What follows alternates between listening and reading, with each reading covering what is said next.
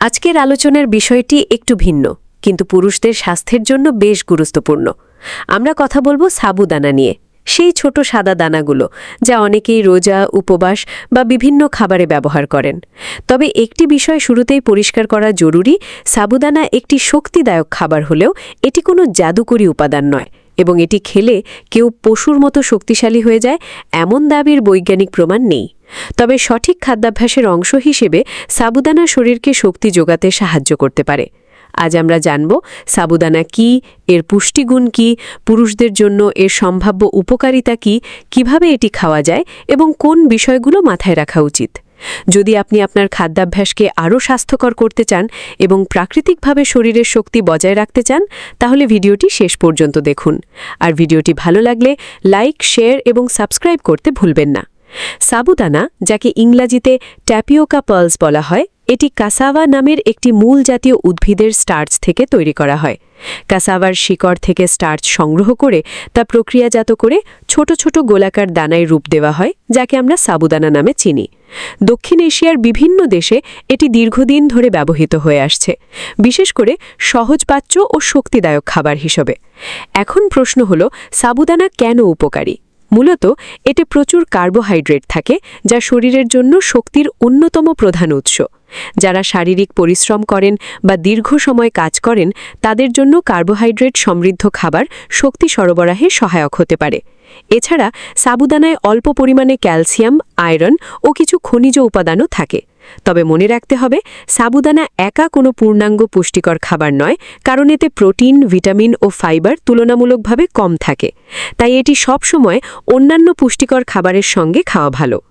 আজকের ব্যস্ত জীবনে অনেক মানুষ ক্লান্তি, অনিয়মিত ঘুম, মানসিক চাপ এবং অনিয়ন্ত্রিত খাদ্যাভ্যাসের কারণে শক্তিহীনতা অনুভব করেন।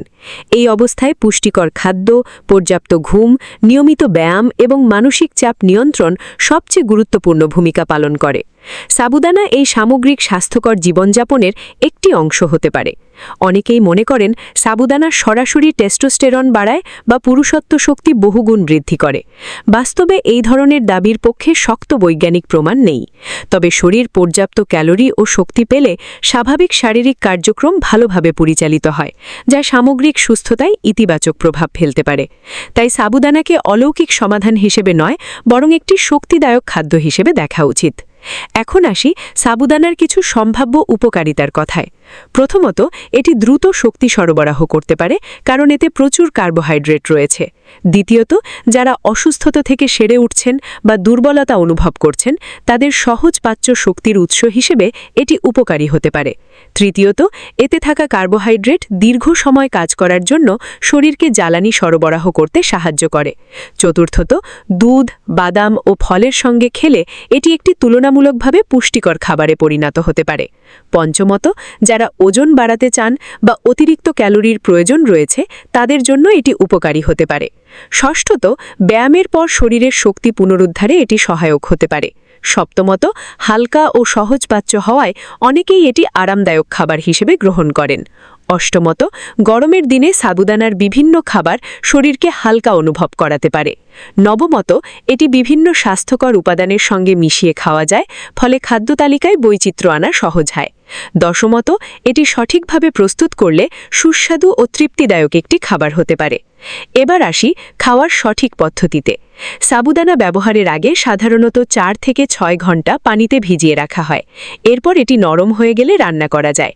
অনেকেই দুধের সঙ্গে সাবুদানার ক্ষীর তৈরি করেন, আবার কেউ সবজি, চীনাবাদাম বা ডিমের সঙ্গে খিচুড়ির মতো রান্না করেন।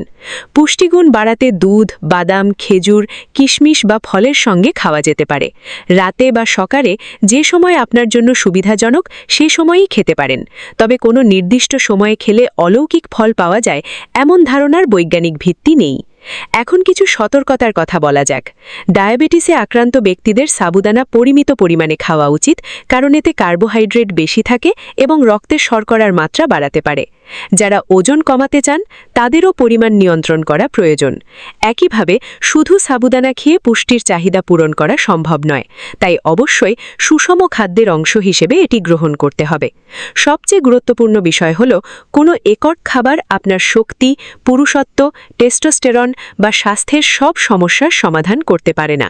প্রকৃত শক্তি আসে সুষম খাদ্য, নিয়মিত ব্যায়াম, পর্যাপ্ত ঘুম, মানসিক প্রশান্তি এবং স্বাস্থ্যকর জীবনযাপন থেকে। সাবুদানা সেই যাত্রার একটি ছোট কিন্তু উপকারী অংশ হতে পারে। তাই পরিমিত মাত্রায়, সঠিকভাবে এবং অন্যান্য পুষ্টিকর খাবারের সঙ্গে সাবুদানা গ্রহণ করুন। এতে শরীর প্রয়োজনীয় শক্তি পাবে এবং আপনি নিজেকে আরও সতেজ ও কর্মক্ষম অনুভব করবেন।